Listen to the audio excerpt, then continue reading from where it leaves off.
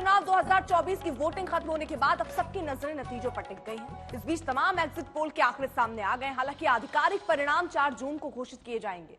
India today और axis my India के exit poll में फिर एक बार मोदी सरकार बनने का अनुमान है। वहीं बात करें उम्मीदवारों की, तो हमारे एक्सिस माय इंडिया की टीम ने उम्मीदवारों के लोकसभा क्षेत्र का बारीकी से निरीक्षण कर जानकारी पहुंचाई। बात करें उम्मीदवारों की, तो सब अपने अपने जीत का दावा ठोक रहे हैं। अगर यूपी में रायबरेली सीट देखें, सबकी नजर इस पर है। यहां से राहुल गांधी चुनावी मैदान में, यहां से बीजेपी ने दिनेश प्रताप सिंह को मैदान में उतारा है। दिनेश प्रताप सिंह 2018 में कांग्रेस छोड़कर बीजेपी में शामिल हुए थे। उधर यूपी की बाराबंकी सीट भी बेहद खास है, जहां से कांग्रेस के बड़े नेता पीएल पुनिया के बेटे तनुज पुनिया चुनाव लड़ रहे हैं। तनुज पुनिया ने आईआईटी रुड़की से पढ़ाई की है। नौकरी छोड़कर पिता की राजनीतिक विरासत संभालने जा रहे हैं। बाराबंकी सीट से बीजेपी ने राजरानी रावत को टिकट दिया। राजरानी रावत जिला पंचायत अध्यक्ष रह चुके हैं। अब बात करते हैं जरा मेरठ लोकसभा सीट की। यहां से बीजेपी ने रामायण में राम का किरदार निभाने वाले अरुण गोविल को उम्मीदवार बनाया है। इस सीट पर समाजवादी पार्टी ने 3 बार उम्मीदवार बदला और पूर्व मेयर सुनीता वर्मा को मैदान में उतारा है। वहीं यूपी की गाजीपुर सीट हमेशा चर्चा में रहती है और यहां से समाजवादी पार्टी ने मुख्तार अंसारी के भाई अफजाल अंसारी को टिकट दिया और इस सीट पर बीजेपी ने पारसनाथ राय को टिकट दिया, जो मनोज सिन्हा के करीबी हैं और पहली बार चुनावी मैदान में ताल ठोक रहे हैं। बात सहारनपुर सीट की भी। इस मुस्लिम बहुल सीट से कांग्रेस ने इमरान मसूद को टिकट दिया। बीजेपी ने एक बार फिर राघव लखन पाल पर भरोसा जताया, जो 2 बार सांसद और 3 बार विधायक रह चुके हैं। यूपी की कौशाम्बी सीट, यहां मुकाबला और रोचक है।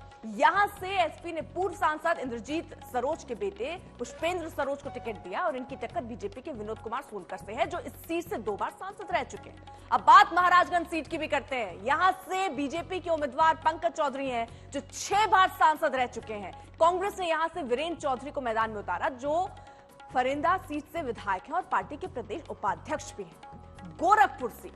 गोरखपुर सीट से बीजेपी ने एक बार फिर रवि किशन पर भरोसा जताया है। समाजवादी पार्टी ने सीट पर भोजपुरी अभिनेत्री काजल निषाद को टिकट दिया। गोरखपुर सीट के लिए निषादों का वोट बैंक काफी मायने रखता है और उसको देखते हुए यह फैसला लिया गया होगा।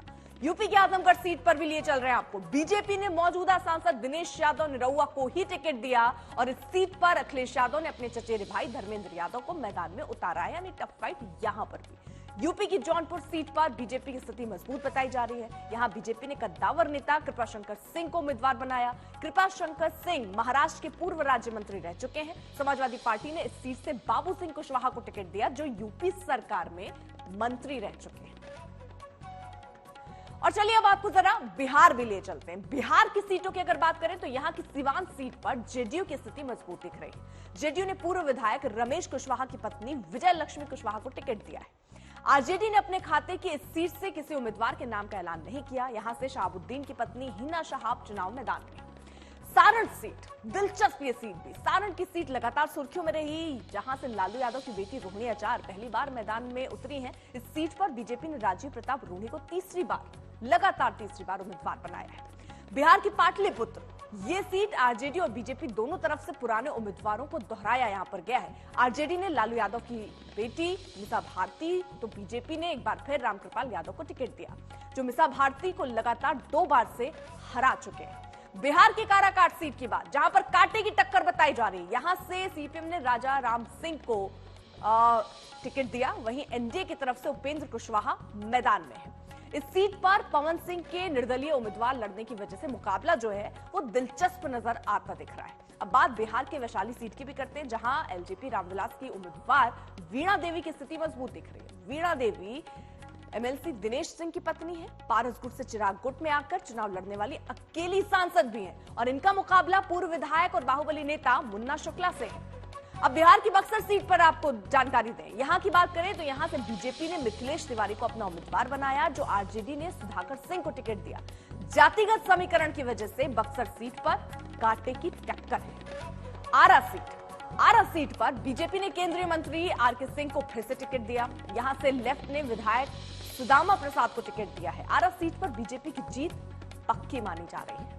बिहार की गया सीट भी दिलचस्प है। यहां चुनाव के दौरान लगातार ये सुर्खियों में रही, जहां से जीतन राम मांझी चुनाव लड़ रहे हैं। आरजेडी ने यहां से कुमार सर्वजीत को टिकट दिया। कुमार सर्वजीत बिहार सरकार में पर्यटन मंत्री रह चुके हैं। और अब शिवहर सीट की बात करते हैं। यहां से जेडीयू ने आनंद मोहन की पत्नी लवली आनंद को मैदान में उतारा है। आरजेडी ने सीट पर ऋतु जायसवाल को टिकट दिया है। ऋतु जायसवाल आरजेडी महिला सेल की प्रदेश अध्यक्ष रह चुकी है।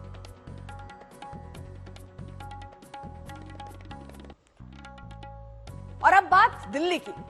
दिल्ली में उत्तर पूर्व दिल्ली लोकसभा सीट पर सबकी नजर थी। आज तक एक्सिस माई इंडिया एक्सिस पोल के मुताबिक यहां मनोज तिवारी के जीतने की संभावना ज्यादा है। कांग्रेस ने यहां कन्हैया कुमार को उम्मीदवार बनाया है। वहीं 2024 के चुनाव में पश्चिम बंगाल की जिन सीटों पर सबसे ज्यादा चर्चा रही, अब जरा उनकी बात भी करते हैं। सबसे ज्यादा चर्चा आसनसोल की रही। एग्जिट पोल के मुताबिक इस सीट पर बीजेपी के एसएस आहलुवालिया की स्थिति मजबूत दिख रही है। यहां से टीएमसी की तरफ से शत्रुघ्न सिन्हा मुकाबले में है। उधर कांग्रेस के गढ़ रहे बहरामपुर सीट से टीएमसी ने इस बार यूसुफ पठान को उम्मीदवार बनाया और एग्जिट पोल के मुताबिक वो इस सीट से जीतने की उम्मीद रख सकते हैं। बीजेपी ने इस सीट पर निर्मल साहा को टिकट दिया है। निर्मल कुमार साहा मशहूर सर्जन रहे हैं। अब बात बंगाल की कृष्णनगर सीट की भी कर लीजिए। यहां से टीएमसी की टिकट पर महुआ मोइत्रा मैदान में है, लेकिन एग्जिट पोल के मुताबिक बीजेपी उम्मीदवार अमृता राय रेस में आगे दिख रही है। अमृता राय राजा कृष्णानंद राय के घराने से ही ताल्लुक रखती हैं और राजमाता के नाम से जानी जाती हैं। और जरा बात झारखंड की भी कर लेते हैं। सबसे पहले दुमका सीट, मुकाबला दिलचस्प है। यहां से बीजेपी ने सीता सोरेन को टिकट दिया। एग्जिट पोल में शिबू सोरेन की बहू और दुर्गा सोरेन की पत्नी की दावेदारी इस सीट पर मजबूत बताई जा रही है। जेएमएम ने यहां से नलिन सोरेन को टिकट दिया। नलिन सोरेन रिश्ते में सीता सोरेन के चाचा लगते हैं। अब राजस्थान की भी बात कीजिए। हॉट सीट की हम बात कर रहे हैं अलग अलग राज्यों में। राजस्थान को लेकर आज तक एक्सिस माई इंडिया एक्जिट पोल के मुताबिक बाड़मेर जैसलमेर सीट पर कांग्रेस उम्मीदवार उमरिदा राम बेनीवाल और निर्दलीय उम्मीदवार रविंद्र भाटी के बीच कांटे की टक्कर दिख रही है। रविंद्र भाटी अपने रैलियों में भीड़ जुटने की वजह से लगातार सुर्खियों में रहे। राजस्थान की कोटा बूंदी सीट, यहां से लोकसभा स्पीकर ओम बिरला बीजेपी उम्मीदवार है। मुकाबले में कांग्रेस के प्रहलाद गुंजल पहले बीजेपी विधायक रह चुके हैं और हाल ही में कांग्रेस में शामिल हुए थे। अब एग्जिट पोल जोधपुर सीट पर भी आपको जरा बताएं क्या कहते हैं। गजेंद्र सिंह शेखावत की दावेदारी यहां मजबूत बताई जा रही है। यहां से करण सिंह उचियारड़ा कांग्रेस के उम्मीदवार हैं। करण सिंह 20 साल से कांग्रेस कार्यकर्ता है। वहीं राजस्थान की जालौर सिरोही सीट पर आपको बता दें, कांग्रेस ने अशोक गहलोत के बेटे वैभव गहलोत को टिकट दिया। बीजेपी ने यहां से स्थानीय नेता लुम्बाराम चौधरी पर भरोसा जताया और एग्जिट पोल के मुताबिक इस सीट पर कांटे की टक्कर दिख रही है। वहीं अलवर सीट पर बीजेपी ने भूपेंद्र यादव को टिकट दिया। केंद्रीय मंत्री भूपेंद्र यादव इस सीट से पहले लोकसभा चुनाव लड़ रहे हैं। कांग्रेस ने यहां से नए चेहरे ललित यादव को टिकट दिया, जिससे पूर्व सांसद करण सिंह नाराज हो गए। एग्जिट पोल इस स्थिति पर बीजेपी को मजबूत बताती दिख रही है। और अब चलिए मध्य प्रदेश भी लिए चलते हैं। वहां पर कौन कौन सी हॉट सीट और क्या कहते हैं एग्जिट पोल। मध्य प्रदेश की खास सीटों को लेकर आज तक एक्सिस माई इंडिया पोल के नतीजे जरा देखिए। सबसे पहले जिक्र जरा छिंदवाड़ा का। यहां कमलनाथ के बेटे नकुलनाथ कांग्रेस उम्मीदवार हैं। बीजेपी ने विवेक साहू को टिकट दिया, जो लगातार विधानसभा चुनाव में कमलनाथ को टक्कर देते आए हैं। एग्जिट पोल विवेक साहू को मुकाबले में आगे बता रहा है। और अब जरा विदिशा सीट की बात। इस सीट पर मध्य प्रदेश के पूर्व मुख्यमंत्री शिवराज सिंह चौहान चुनाव लड़ रहे हैं। कांग्रेस ने प्रताप भानु शर्मा को टिकट दिया, जो 2 बार विदिशा से सांसद रह चुके हैं। गुना सीट की भी बात, यहां से केंद्रीय मंत्री ज्योतिरादित्य सिंधिया मैदान में है। कांग्रेस ने सिंधिया के मुकाबले राव यादवेंद्र सिंह को उम्मीदवार बनाया है। राव यादवेंद्र सिंह पहले बीजेपी में थे और विधानसभा चुनाव से पहले ही कांग्रेस में शामिल हुए। एग्जिट पोल सिंधिया की स्थिति को मजबूत बता रहा है। अब महाराष्ट्र की भी बात। महाराष्ट्र में सियासी उथल पुथल के बीच लोकसभा चुनाव बेहद दिलचस्प है। सबसे बड़ी बात अमरावती सीट को लेकर सबसे पहले कर लेते हैं बात। यहां से बीजेपी उम्मीदवार है नवनीत राणा। कांग्रेस ने इनके मुकाबले बलवंत वानखेड़े को मैदान में उतारा।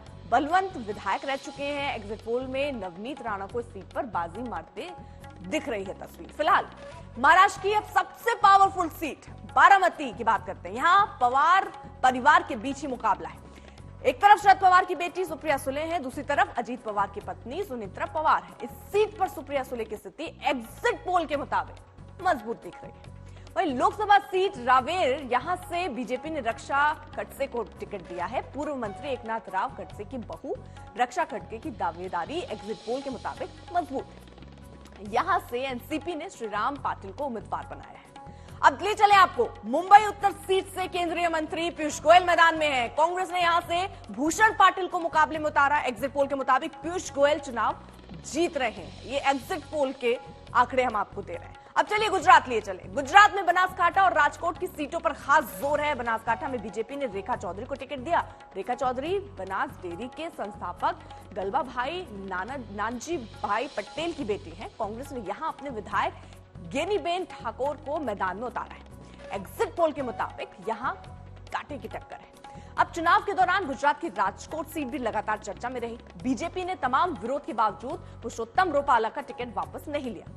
कांग्रेस ने वरिष्ठ नेता परेश भाई धनानी को टिकट दिया, लेकिन एग्जिट पोल रूपाला की जीत के संकेत देता नजर आ रहा है। बात हिमाचल की। हिमाचल प्रदेश में सबसे ज्यादा सुर्खियों में रहने वाली सीट रही मंडी से बीजेपी ने कंगना रनौत को टिकट दिया और यहां से कांग्रेस उम्मीदवार हैं विक्रमादित्य सिंह।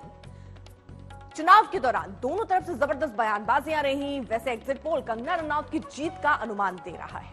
वहीं हिमाचल के हमीरपुर सीट से केंद्रीय मंत्री अनुराग ठाकुर चुनाव लड़ रहे हैं। कांग्रेस ने सतपाल राजजादा को टिकट दिया है, लेकिन एग्जिट पोल के नतीजे अनुराग ठाकुर के पक्ष में दिखते नजर आ रहे हैं। चलिए अब आपको जरा लिए चले पंजाब की सीटों में सबसे पहले बात गुरदासपुर की। यहां से बीजेपी ने दिनेश सिंह बब्बू को मैदान में उतारा। दिनेश सिंह बब्बू लगातार 3 बार विधायक रह चुके हैं। एग्जिट पोल के मुताबिक कांग्रेस उम्मीदवार सुखजिंदर सिंह के मुकाबले उनकी स्थिति मजबूत है। बात जालंधर सीट की। इस सीट से कांग्रेस ने पूर्व मुख्यमंत्री चरणजीत सिंह चन्नी को टिकट दिया। बीजेपी ने सुशील रिंकू को यहां से उम्मीदवार बनाया। सुशील रिंकू आम आदमी पार्टी से इकलौते सांसद थे, लेकिन चुनाव से पहले वो बीजेपी में शामिल हो गए। वहीं Ludhiana seat, exit poll BJP की दावेदारी मजबूत बता रहा है। बीजेपी ने यहां से रवनीत सिंह बिट्टू को टिकट दिया। कांग्रेस की तरफ से अमरिंदर सिंह राजा मैदान में है।